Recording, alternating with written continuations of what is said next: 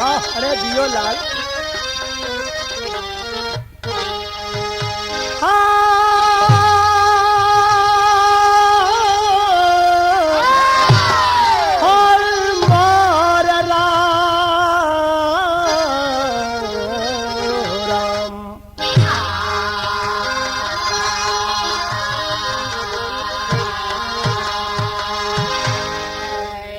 देखे दोस्तों, 4 लाइन भूमिका है और इस गाने का शीर्षक है मौत का तोहफा। कहना है 4 लाइन बहुत अच्छे। दोस्ती जो निभाया वह इंसान है, दोस्ती से मिले जिनको आदर्श है। नेक इंसान बनना सहज है नहीं, जो बना उसके दिल में बहुत हर्ष है। बेवफा बन गई जिनकी तकदीर है, मद में मद हो संदारी कत्ल कर दिया। आज सिंदूर की लाली जब काली हुई, आह भरने को केवल खुदा कर दिया।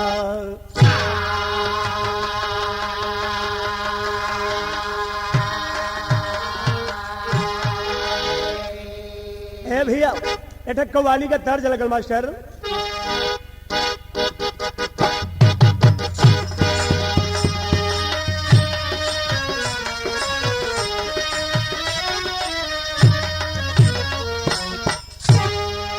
वाह बड़ा बढ़िया गीत बा। आई हमरे प्रकाश भाई के मिजाज का गीत यहाँ कवि जी लिखले हुवन, बड़ा पसंद बा आपके। कैसे लिखले हुवन? किया है मुसाफिर तेरा, अरे या मुसाफिर तेरा आना जाना यहाँ। अरे जियो लाल।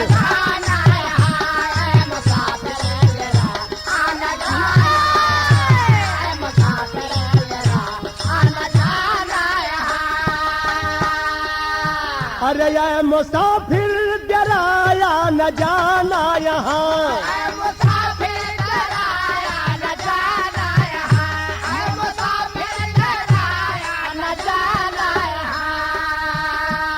मुसाफिर जराया न जाना यहाँ, अरे क्या समझते हो तुझको भी जाना वहाँ।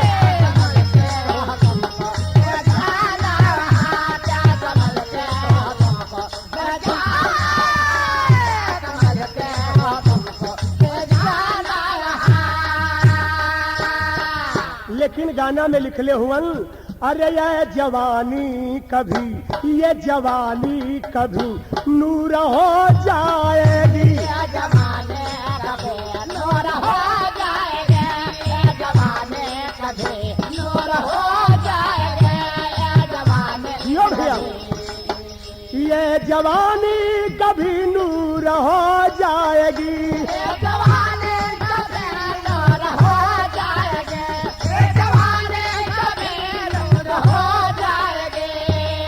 अरे ये जवानी कभी नूर हो जाएगी, अरे क्यों किया ना जो चूर हो जाएगी। चूर हो जाएगी जो किया ना, लो भैया जो किया ना जो चूर हो जाएगी। ए भैया एक जैसे कहानी का शुरुआत बा मास्टर, बहुत अच्छे। एक राजा का बेटा दोस्ती किया भारी है, यादव के लड़के से जाके किया है यारी।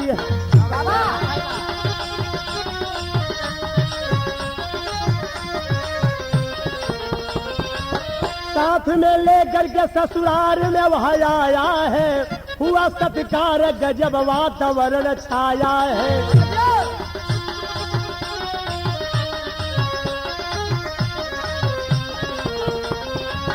साथ में दोनों रहते, साथ में वह खाते थे, रोजाना साथ में वह रात को सो जाते थे।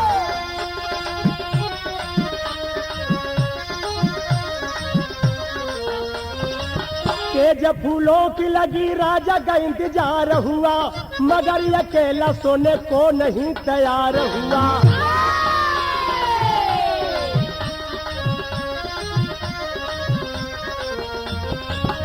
घर दो दिलों के मिलने की आई बेला है, जुल्फ के छाव में सोया राजा अकेला है।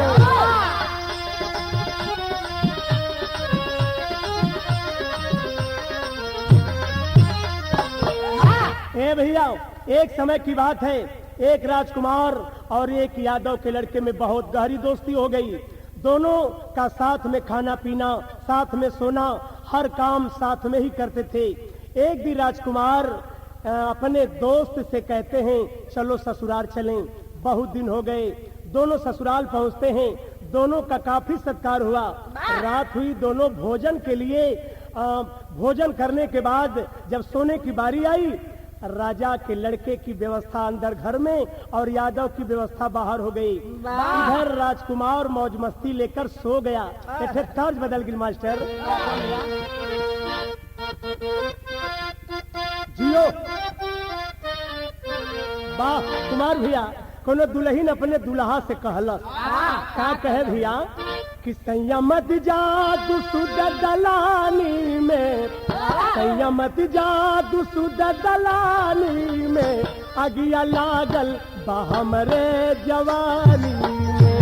अगिया लागल बा हमरे जवानी में, अगिया लागल बा हमरे जवानी, अगिया लागल बा हमरे जवानी में।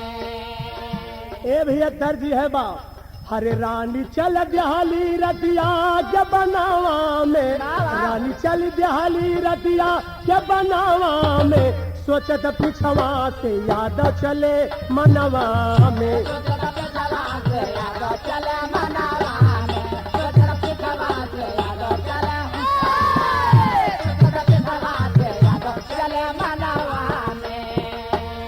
अरे जंगल में साधु पास आई छोकरिया,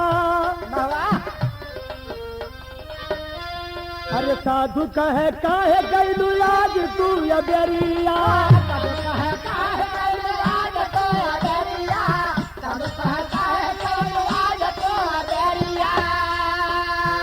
हे भैया, अरे राजा संग रहली हम ही भवनवा में, राजा संग रहली हम ही भवनवा में, सोचत पिछवा से याद चले मनवा में।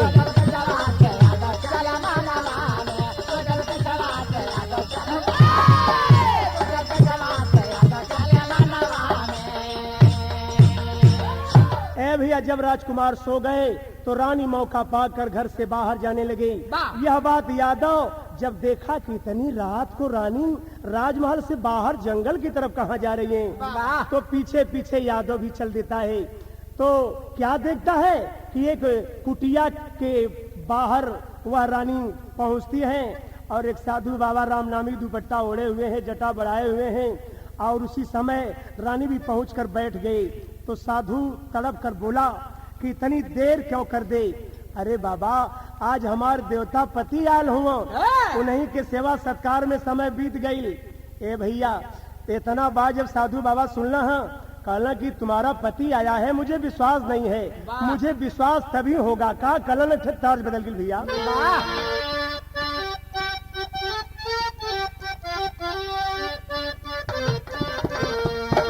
तरह जो है बाप कि सरिता सयाली की दीवानी रे लहरिया, सरिता सयानी की दीवानी रे लहरिया, अब ही तक कांच बाड़ी गोरी तोरे उमरिया।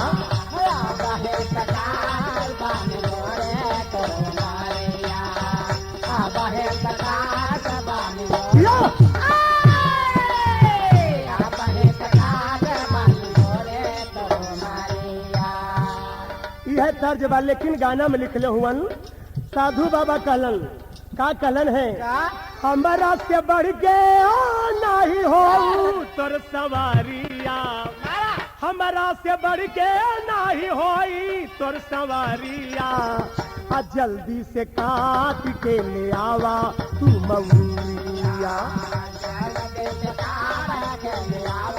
लो भैया,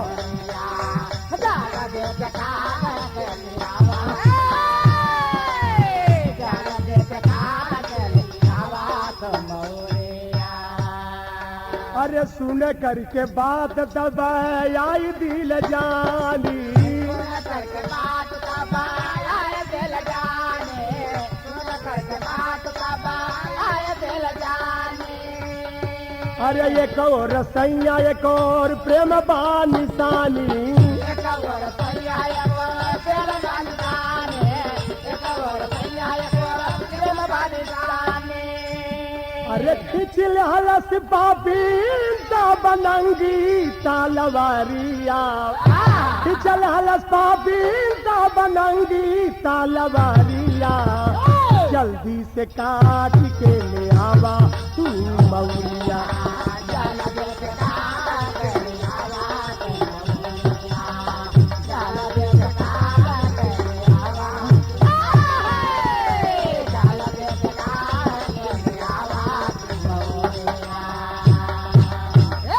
साधु रानी को धिक्कारता है, अराज जब तेरा पति आया है तो तुम मेरे पास क्यों आई हो? चली जाओ यहाँ से अपने पति के पास। वह गिड़गिड़ाने लगी, बाबा मैं आपको बहुत चाहती हूँ बाबा। तो साधु बोला, ठीक है, अगर तुम मुझे चाहती हो तो तुरंत जाओ और अपने सोए हुए पति का गर्दन काट करके लाओ। सारा नाटक वह यादव देख रहा था और रानी के आने के पहले ही जाकर सो गया। रानी घर में पहुंचती हैं, तलवार उठा करके सर और धड़ अलग कर देती हैं। यह भाव लगल तेरी का मास्टर जियो। ए भैया कहना है कि कटारी से धोवायल सेनुरा, कि कटारी ओ कटारी से धोवायल सेनुरा। अरे एक और पिया प्रेम दूजे मोहले यारी।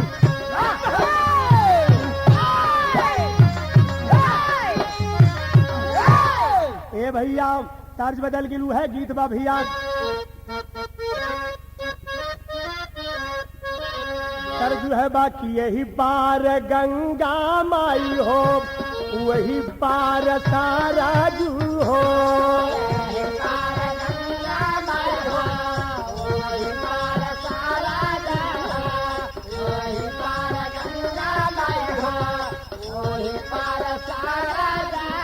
अरे बिचवल में केवट मोर रजऊ डेरवा डलल हो।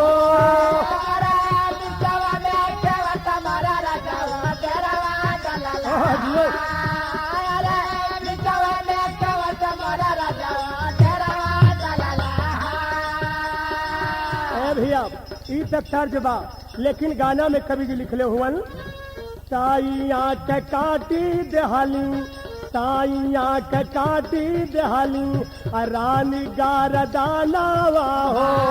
ताइया के काटे देहाले, रानी गारदानावा, ताइया के काटे देहाले, रानी गारदानावा। अरे आचारा में लेके तब सिपाही चलली हो। अरे आचारा में लेके तब सिपाही चलले, आचारा में लेके तब सिपाही चलले। अरे लोहा गारमाई जो है अब बाबा बाहू रूपिया हो।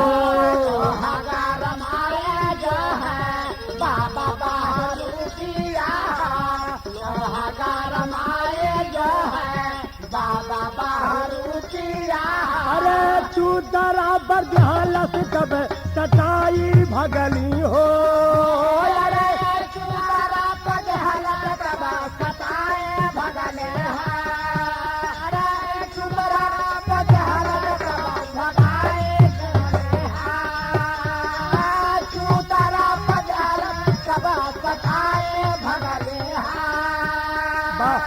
ए भैया रानी आंचल में राजकुमार का सर लेकर के बाबा के पास पहुंचती है तो इधर बाबा पहले से ही लोहे का छड़ आग में गरमाया हुआ था। रानी पति का सर बाबा के आगे पटक देती है तो बाबा समझ गया कि ओ जब यह औरत अपने पति का नहीं हुई तो मेरा कब होगी। वाह। तुरंत लोहे को आग से निकाल करके रानी के छूतर पर दाग दिए और भगा दिए कि आज के बाद मेरे पास कभी मत आना। जब भगा दलन है वही समय बहल का भैया ताज बदल गिल कहना है जियो। जब भगा दलन तो कुमार भैया यहाँ तनी से विदेशिया तो भाव लगल। कैसे भैया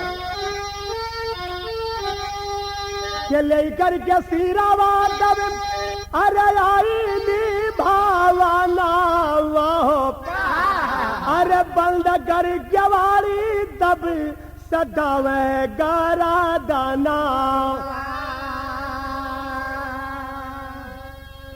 अरे सीसा दाब अरे दिया भी दवाली हो अरे हमारी याद चली भाई लकर नाना। रानी राजकुमार का सर लेकर वापस घर में पहुंचती हैं और सर धड़ मिलाकर रो रही हैं। यह सब खेल यादव देख रहा है। बैल का भैया ताज बदल गिलू है गीत बा जियो। कोनो दुल्हन ओकर पति परदेश में नौकरी करतलन कबो चिट्ठी ना भेजलन आ खबर नहीं लेलन रुपया भी नहीं भेजलन। एक दिन अचानक फोन आयल नैहरे के तैयारी कैले रहल। वही समय कैलस का कहत बा कि सैया छुट्टी लेके आवत बाड़ा घरावा आज टेलीफोन आई बा।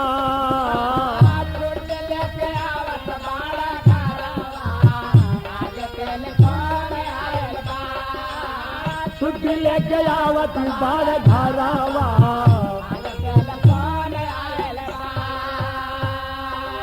ए भैया यह तर्जबा लेकिन गाना में कभी भी लिखले हुवन कैसे भैया अरे रतिया बीत गईल हो ये गईल भोरावा ओ रतिया बीत गई हो ये गईल भोरावा आज दुखदाई आई बा।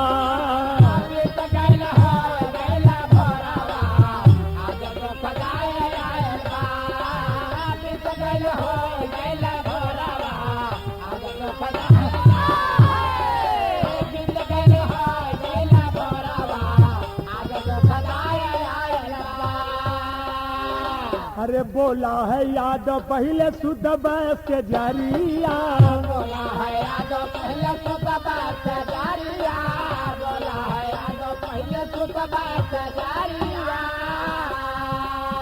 अरे दोनों जन में झगड़ा भइल कटल माउरिया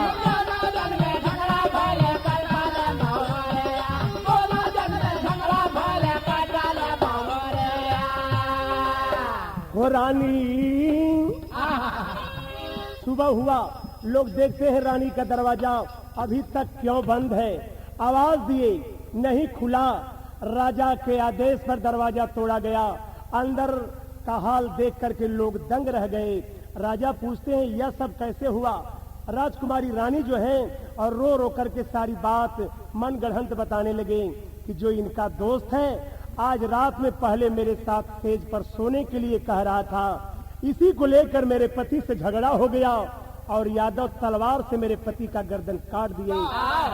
यादव को सिपाही पकड़ लिए राजा के सामने पेश करते हैं तो यादव सारी बात बताता है। का कलन है अरे रानी कैली आज सेनुर के उजरावा आज दुखदाई आई बा।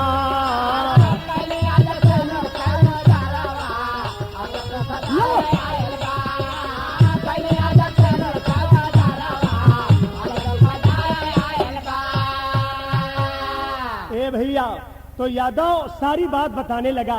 का कहला सैया भाव लगल कवि जी बड़ी बढ़िया लाइन लिखले हुअन जियो।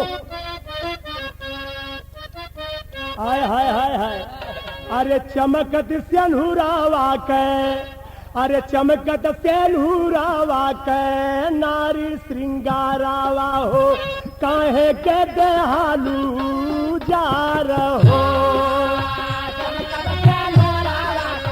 नारी श्रृंगारावा हो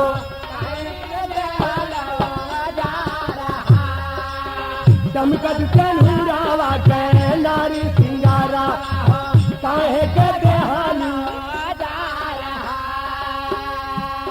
अरे जंगल में बाबा ये का बसल बहु रुपिया हो।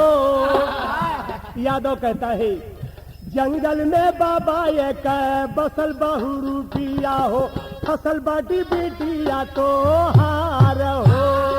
जंगल में बाबा ऐसा बसल बहर गया हो, फसल बाटे बेटिया तो हारा। जंगल में बाबा ऐसा बसल बहर गया हो, फसल बाटे बेटिया तो हारा। रहिया में चुअल होई डब डब खुनावा हो। रहिया में चुअल होए तब तब खुनावा हो, रहिया में चुअल होए तब तब खुनावा। अरे नाही दचु दरबर होई दुगुन सनवा हो, नाही दचु दरबर होई दुगुन तानावा हो, नहीं तो छोटा पर होई हने तानावा। गलत जो की होई है राजाली हमर परानावा हो, गलत जो की होई राजाली हमर परानावा हो, नैया डूबाला मजा धार हो।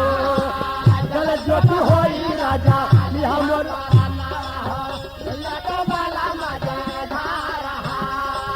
गलत जो की होई राजाली हमर परानावा हो, नैया डूबाला। वह यादव कहता है सरकार आपकी बिटिया का गलत संबंध जंगल में एक साधु है उसी से है। जब रात में राजकुमार सो गए तो आपकी बेटी जंगल में साधु के पास पहुंचती है। साधु बोला इतनी देर क्यों कर दी? रानी कहती है बाबा मेरे पति आए हैं, उन्हीं की सेवा में समय बीत गया। तो साधु कहता है तुम मुझे चाहती हो तो जाओ अपने पति का गर्दन काट करके लाओ। रानी वापस आई, गर्दन काट करके आंचल में ले करके बाबा के पास पहुंचती हैं। बाबा पहले ही से आग में लोहा गरमौले रहलन।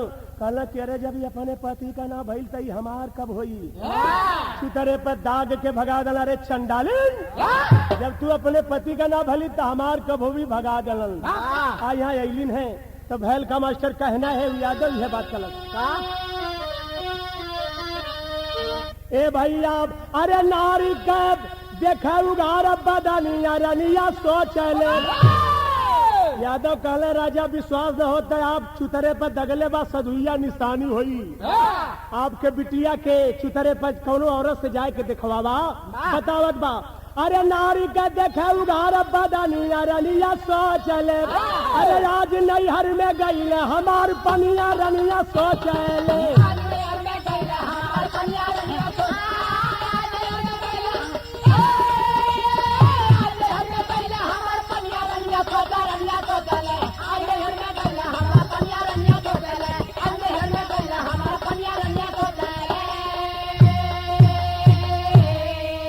अरे खनवा के गड्ढा राजा उसको तो तभी तो बवाए हो। अरे साधु साले बहु रुपया को फांसी पर चढ़वाए हो। अरे झुका है राजा यादव के करनिया रनिया रनिया सोचले। अरे दोस्त के खातिर कई दहला कुर्बानियां औरतन से दिखौलन और रानी के चुतरे पर निशानी रहल। तुरंत गड्ढा खुदवा के रानी के वही में तोपवा दलन और यादव का सम्मान करते हैं। और उधर जो है साधु बहु रुपया के पकड़वाए के लिए इलम फांसी पर चढ़वा दिलन। आल्हा में कवि जी भाव लिखले हुए कैसे जियो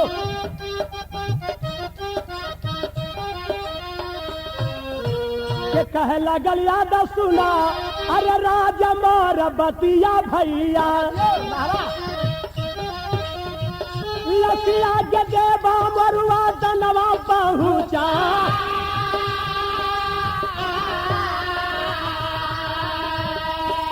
अरे ले के कहार चलल लसिया के उठाई भैया।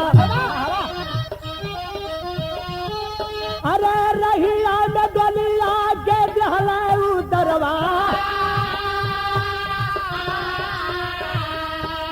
अरे पेड़ावा के छाव में बा आई खगे गवावा भैया।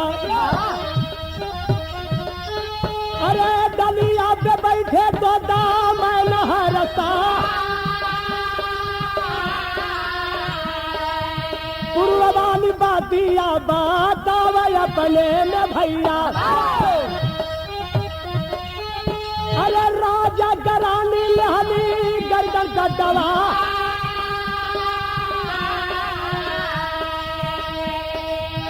ए भैया, और राजा कहते हैं, शाबाशी देते हैं यादव के बेटे को, और तुरंत जब शाबाशी दिलन है बड़ा सम्मान कैलन, लेकिन यादव कहलस कि सरकार लाश का व्यवस्था कह दा, और हम अपने वतन लाश के लेके जाब। ए भैया, डोली में लाश के लेके चल दलन, और जब चल दलन रास्ते में ले जाए के डोली एक पेड़ के नीचे उतार दलन, और वही पेड़वा के ऊपर जो बा डार पर तोता मैना बैठा रहलन, आ तोता मैना बैठा रहलन। तोता से मैना कहत बा कि कौनो कहानी कहा, तो कहानी कहे लगल। यादव के लड़का और राजकुमार वाली कहानी बतावे लगल। दोनों ससुराल में गईलन, और राजकुमार का दुल्हन साधु से फंसल रहल, और वहाँ गई, साधु भेजलन, गर्दन काट के ले गई। और सारी कहानी जब मैना सुनलस, कहलस कि अरे बाप रे बाप, सारी कहानी जब बता दलस, वही समय मैना कहलस तोता से कि बतावा कि ऊ लड़कवा जीही कि ना जीही, राजकुमार जीही कि ना जीही। तब भैल का भैया बतावत बा का कहलन सदा राधा में।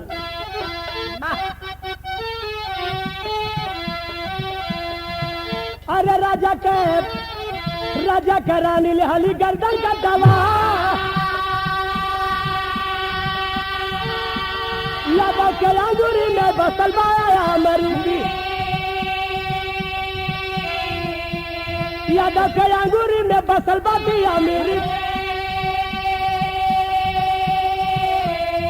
अरे काट करके दी है जाई जानवा बचा।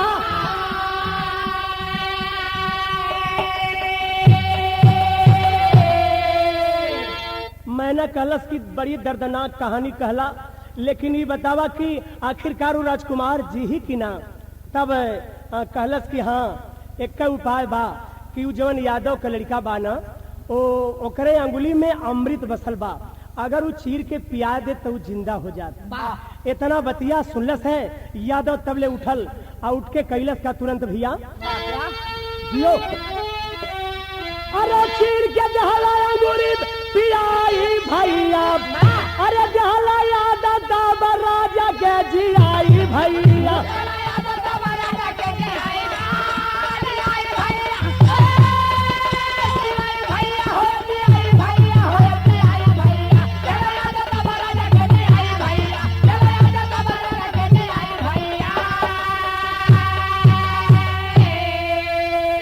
तुरंत यादव सर धड़ एक में सटा के अपन अंगुली चीर के राजकुमार के पिया दल, बैठ गई उठ के। अरे बाप रे बाप, अरे उठ के बैठ गई ना राजा उस सवार हो, अरे लौट के वापस फिर आया ससुराल हो।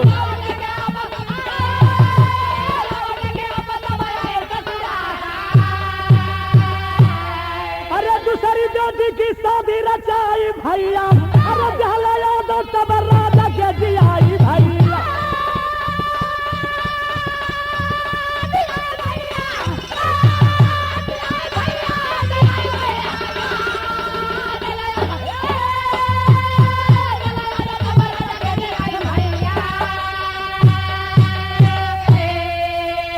यादव और राजकुमार दोनों फिर अपने ससुराल पहुंचलन। राजा बड़ा खुश भइलन और अपने दूसर की लड़की का शादी राजकुमार से कह दलन।